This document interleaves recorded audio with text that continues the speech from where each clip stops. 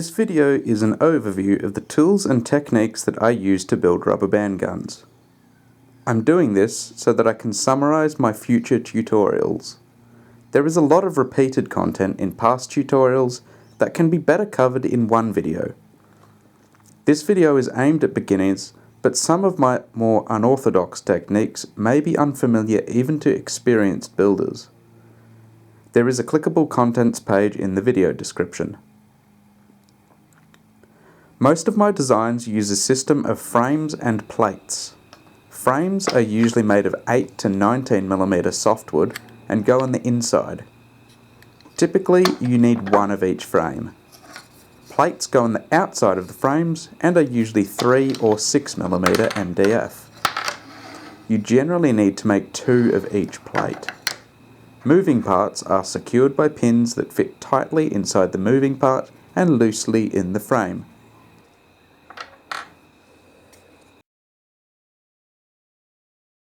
Long guns are mostly made with 19mm radiata pine and 6mm MDF or plywood.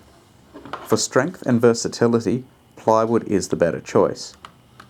Pistols simply use thinner materials, for example 12mm pine and 3mm MDF. 2.8mm nails are quite important, but more on that later. Plastic and springs are a little more expensive and hard to find, but well worth it. I prefer HDPE or ABS.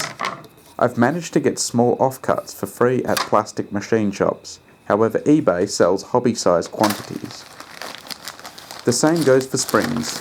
You can buy a variety pack of springs quite cheaply. It's also a good habit to salvage the springs from anything that gets thrown away.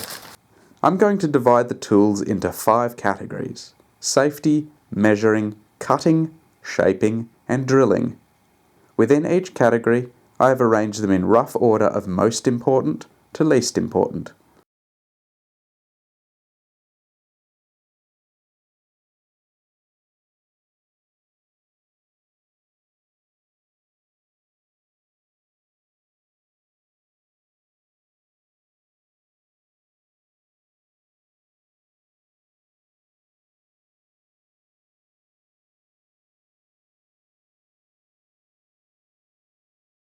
A scrap of ply or MDF will do for this.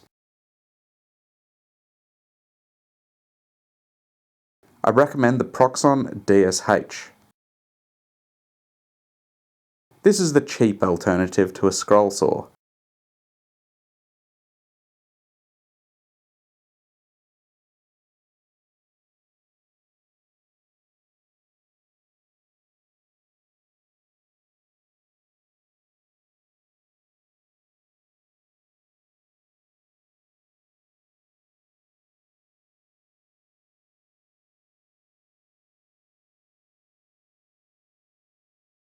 In all of my videos, I refer to the 7/64 inch drill bit as a 2.8mm bit.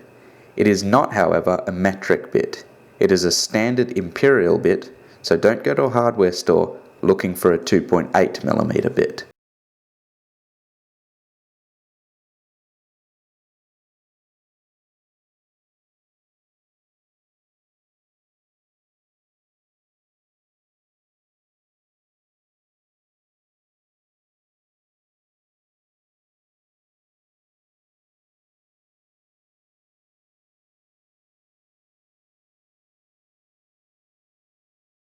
I have a very easy way of making parts square, but it requires the top edges of the vise to also be square. Once you have planed them square, any parts that are clamped in the vise and planed down to the same level as the vise itself will also be square.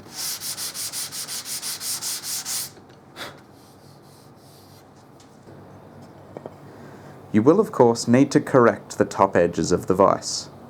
You will also need to replace them a few times a year, give or take. I'll start by removing the worn down plates. Notice that the wood is almost level with the metal. Pry them off.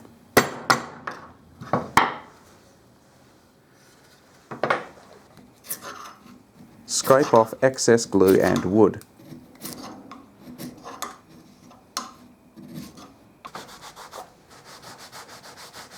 Clean the rest up with the required solvent.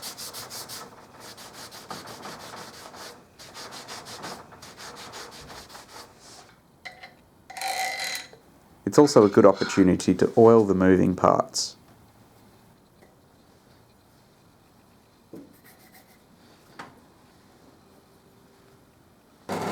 Drill the screw holes using the old plates as a jig.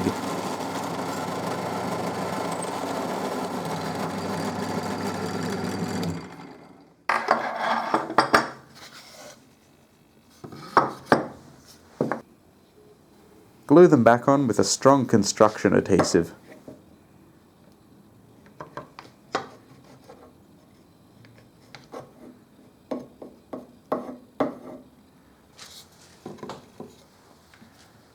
Screw them in place. All the screws do is hold the plate if the glue fails. Tap the plates into rough alignment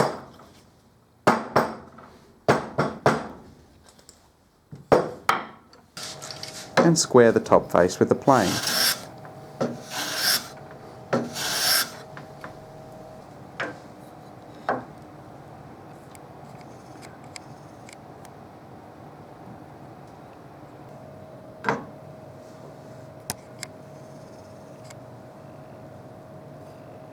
The main blueprint shows the assembled gun. The templates are cut out and used to make the parts. Parts made of the same material have the same colour and letter. Each part made of that material is uniquely numbered. In this case, A2 and all other A parts are made of 19mm thick pine. Parts made of less common materials will simply be labelled. The blueprints specify the materials and quantities of every part. These materials are only recommendations. The main blueprints are often spread over more than one page. Join them along the red lines. Only cut one of the two joining pages. Merge the two join lines so they become one and tape them together.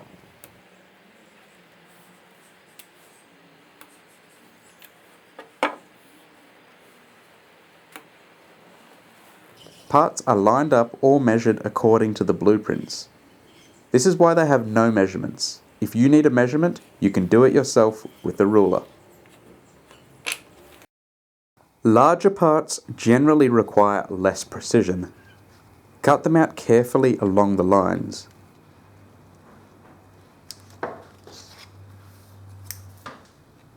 Use a knife as much as possible.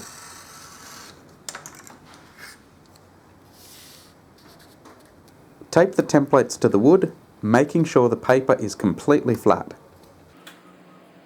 Trace around the edge with the mechanical pencil.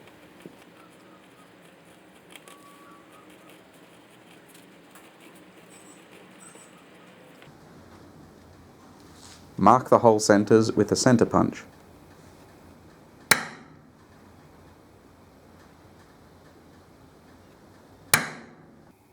Smaller or more intricate parts should be glued to the wood.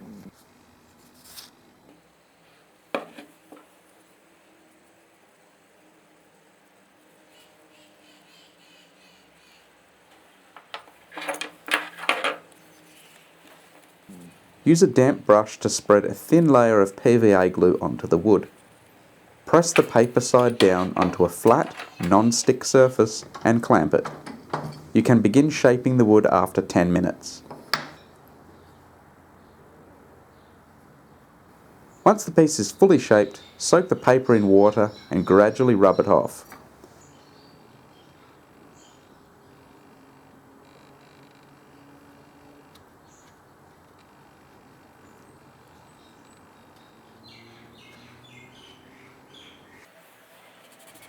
A damp cloth will help remove the last traces of the glue.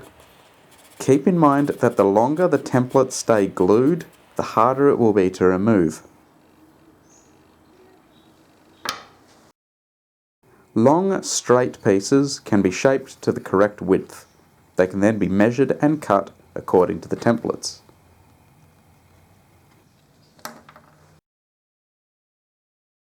Spray adhesive is the best way to glue templates to plastic. Coat the plastic evenly and wait until the glue is tacky.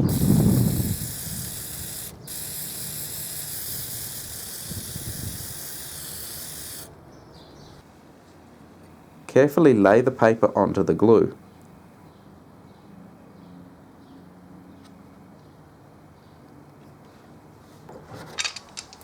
Again, clamp it down on a non-stick surface.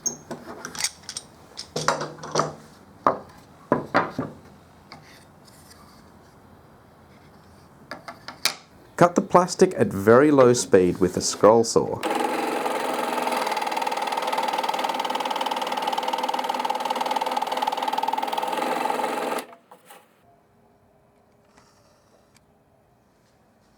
Flexible plastics like HDPE need to be shaped with chisel, knife and plane.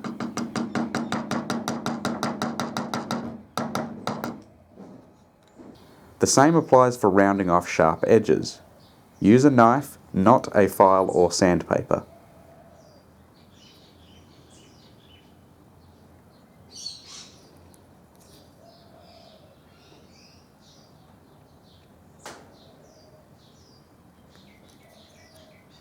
To press pins in place accurately, you will need a block of wood with a hole to fit a 2.8mm nail. This hole needs to be perpendicular with the surface of the block. Immerse the plastic part in boiling water. Scoop it out with pliers, dry it quickly and press it onto the pin.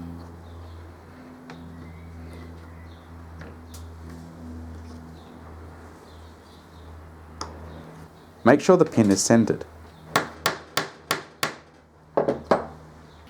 The hole in the rotor should be drilled with a 2.5mm bit. This is the perfect size when combined with heat treatment. Start by taping the template to one of the 2 or more blanks. Drill the hole with a 2.8mm bit through all the plates.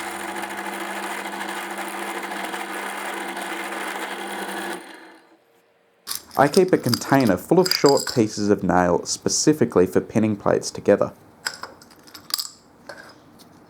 Hammer a suitably sized pin through both holes to secure the plates.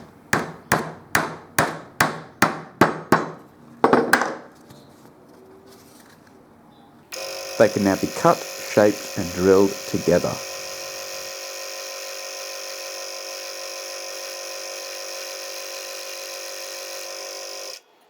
Once finished, tap out the pins.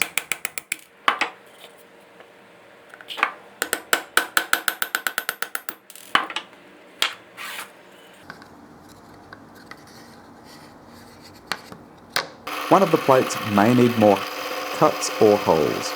In this case, I'm adding screw holes to just the right plate. A drilling guide is essential for maximum precision. I've used pieces of plastic, more recently pieces of wood, with the correct sized hole drilled in it.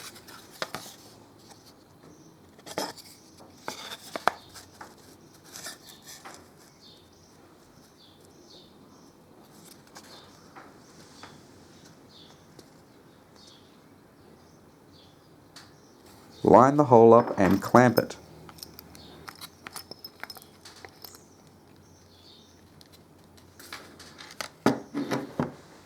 Drill into a backing plate to avoid tear out. Note that the drilling guide is quite long so that the clamp doesn't get in the way of the drill press table.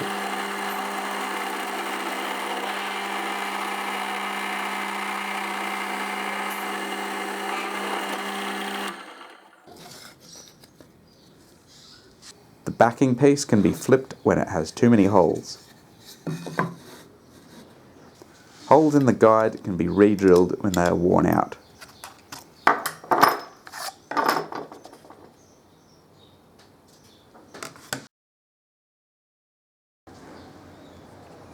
Pins are made from 2.8mm nail.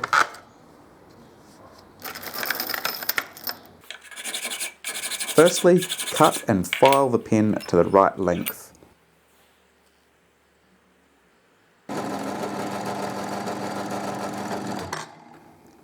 Then place it in the drill chuck and file a small bevel or radius on the edge.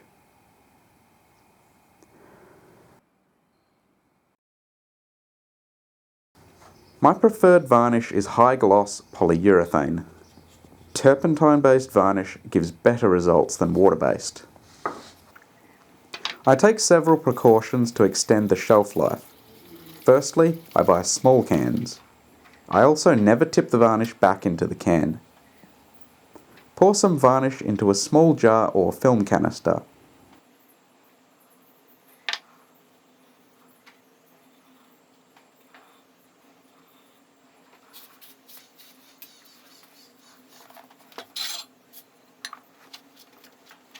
Add some turpentine. The amount may vary from a few drops to nearly a quarter terps, depending on how old the varnish is.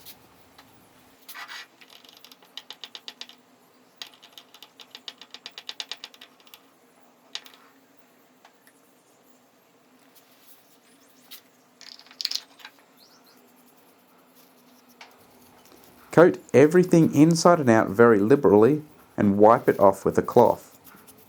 You'll want to use gloves when doing this.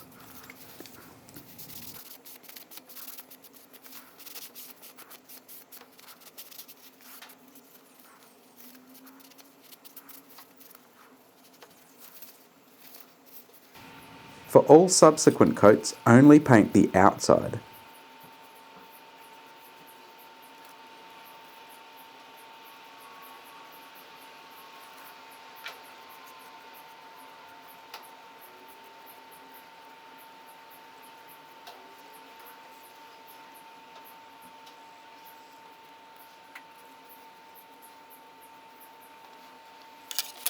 You'll need at least 2 or more thin coats to build up a rich, smooth finish.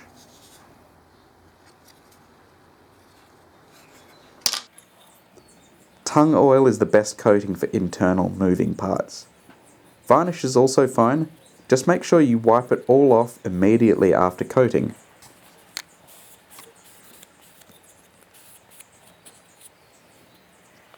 Thank you for watching. Hopefully that's covered the basics of building Parabellum Arms rubber band guns.